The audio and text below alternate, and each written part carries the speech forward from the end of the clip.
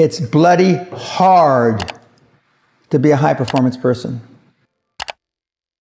Gallup did a poll in 2016, worldwide, 87.6% of all the people on the planet, 87.6% of all the people on the planet are unhappy.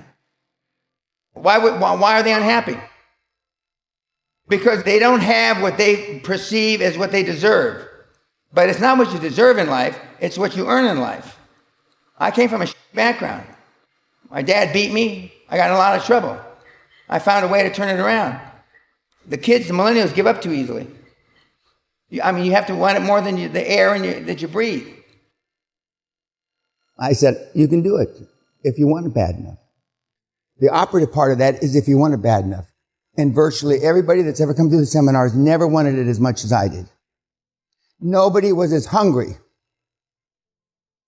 How many of you can say that you're serious about it? How many of you can actually say that you're trying to be all you can be? Now, I won't insult you by asking you to raise your hand because you'll just lie. We all know what the real answer is, don't we? You're not. And so if you want to be all that you can be, and if you want to be a high-performance person, I did know Steve Jobs. I do know Elon Musk. I do know Warren Buffett. I do know, and they're all ball busters. Success leaves clues, kids. And they all have one thing in common. They're ball busters.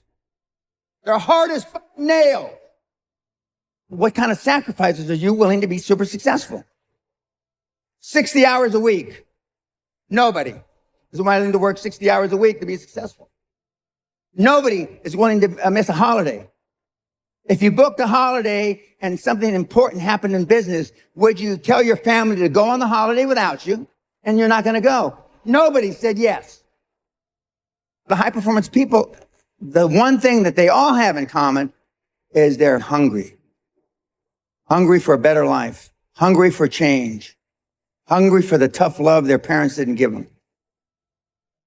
If you're harmless, you're not virtuous. You're just harmless. You're like a rabbit. A rabbit isn't virtuous. It just can't do anything except get eaten. It's not virtuous. If you're a monster and you don't act monstrously, then you're virtuous. But you also have to be a monster. Well, you see this all the time. Harry Potter's like that too. It's like he's flawed, he's hurt, he's got evil in him. He can talk to snakes, man. He breaks rules all the time. All the time. He's not obedient at all. But, he has a good reason for breaking the rules. And if he couldn't break the rules, him and his little clique of rule-breaking, troublemakers, if they didn't break the rules, they wouldn't attain the highest goal. We have to choose these great fucking magical words that make people feel good. Tell yourself the truth. If someone calls you fucking fat, they may be bullying you, but you might be fucking fat.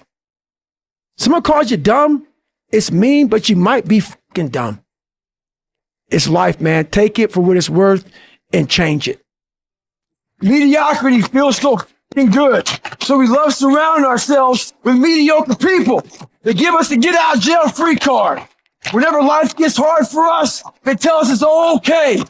Don't fucking worry about it. We don't want to surround ourselves with those people out there who are getting the after every day, holding us accountable, making us feel uncomfortable. People who are challenging us at every turn of life. Those people scare us. That's exactly where you need to fucking be in your life. With those people who questioning who you are. That's exactly where you want to go. That's exactly where you grow. It gives you a lot of power when you're able to go on a podcast this big and say, hey, tell me, I'll tell you anything you want to know. I no longer care. There's a lot of power in that. To be able to put your life on a billboard for the whole world to see and say, judge it, man. Judge it. Like just me talking about it makes me feel good. And that's another thing about it. When you are willing to talk about how jacked up you are, the strength, that big rock that you carry, it just starts to come off you. It just starts to come off. That's why I do it so often. I'm like, hey man, I'll tell you anything you want to know. I'm tired of being afraid. I'm tired of not telling you shit. I'm tired of lying about how good I'm not. My circle's very small. So you don't want people in your corner that are like, oh, me pat you on the back for whatever you do. I don't want people pat me on the fucking back because I fucking woke up in the morning. No. So you don't want that. You want people who are honest with you, who are going to tell you what the fuck is honest. Honest and truthful people. So someone who's honest and truthful, who has lived and is accountable for their own personal life, that's who you want in your corner. Say, hey, man, you know what? You're pretty fucking dumb for doing this, dude. Like, this is not smart. You know, you're being a turd today. You're not getting after it. That's who you want in your corner. So you don't want a lot of people, hand-pick people to be in their corner who kiss their fucking ass. You don't want that. If you ask a disagreeable person what he wants, say, or she wants, they'll tell you right away. They know. It's like, this is what I want, and this is how I'm going to get it. But agreeable people, especially if they're really agreeable, are so agreeable that they often don't even know what they want, because they're so accustomed to living for other people and to finding out what other people want and to trying to make them comfortable and so forth, that it's harder for them to find a sense of their own desires as they move through life. And that's not, look, there's situations where that's advantageous, but it's certainly not advantageous if you're going to try to forge yourself a career. That just doesn't work at all. Let's say that you go to a party and you're trying to impress the people that are there and you're trying to get them to like you. And so you maybe get jabbed at a little bit and you laugh and, you know, you go along with everyone so that they like you. And then you go home and you're bitterly resentful about the way that you were put down at this party. And that's going to make all sorts of aggressive, I wish I could have said, it's going to make all sorts of aggressive and vengeful thoughts sort of flash through your imagination. Well, the first part of the problem is that you were too much persona, right? You sacrificed yourself in some sense at the party so that people would like you. And in the second part, you're refusing to admit to the existence of those elements of you that would have actually protected you from doing that. So let's say you go home and you're all bitter and resentful and you have fantasies of revenge. I mean, that reveals to you the shadow part of you that's aggressive. And the thing is, you actually need that, because if you would have integrated that more successfully into your personality, when you went to the party, you wouldn't have had to let people put you down to get them to like you.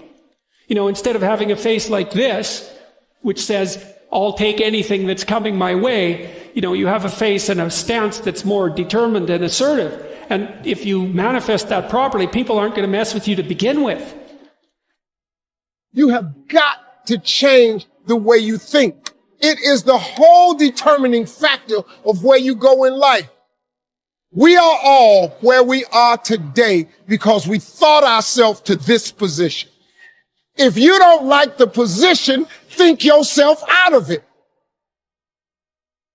Your brain is divided into two halves: positive and negative, good and evil. It don't function on nothing else. Ain't no neutral ground in your brain. It's either positive and good or negative and evil. Each half of your brain has millions of factory workers on each side. You got 1 million factory workers on the positive side. You got 1 million factory workers on the negative side. At the forefront of each one of those factories in your brain is a foreman. You got foreman positive and you got foreman negative. You are in charge. You're the boss of the factory. I truthfully believe that the universe is a very giving place. And I don't want to sound, airy-fairy, but I truthfully believe that the universe is a giving place, and that if you actually really want something, you can have it. How much you want is how much you're prepared to sacrifice. So if you want $500,000 a year, you can definitely make that. And that level of stress you'll absorb for that money and the amount of headache you'll go through, if that's the amount you're prepared to accept for a happy life, you'll have it. Do you think anyone can do that, though? I think that you have to pre-decide, right? So even my level of wealth comes with enormous stress. Governments are after me. Like most people are not mentally prepared for the bullshit I go through. So the number one factor that's going to decide how successful you are as a person is your ability to absorb stress, your stress level. The better you are at dealing with stress, the more problems you can fix, the more money you're going to make. So you have to decide where on that scale, because you could just be homeless and have no stress. Right? You could be a brokey and be on the dole and just, I'm broke, but nothing really troubles me. So you have to decide on that level where you want, how much stress you can possibly absorb as a man. And then if you truly want that level, you're going to get it. I believe any man can make anything they want, depending. Any one of you here, I'd have no idea how much money you're making, but if you were to say, you know what, I'm throwing away my relationship, I'm throwing away my social life, and I'm going ham, I'm going nuts, and I don't care what they do to me, I'm gonna go and I'm gonna make it. You'd make a bunch of money, but there's a bunch of garbage that comes with it. So you have to decide, right? So I think it's a conscious decision. Anybody can be as rich as they want to be. That's the true thing about it.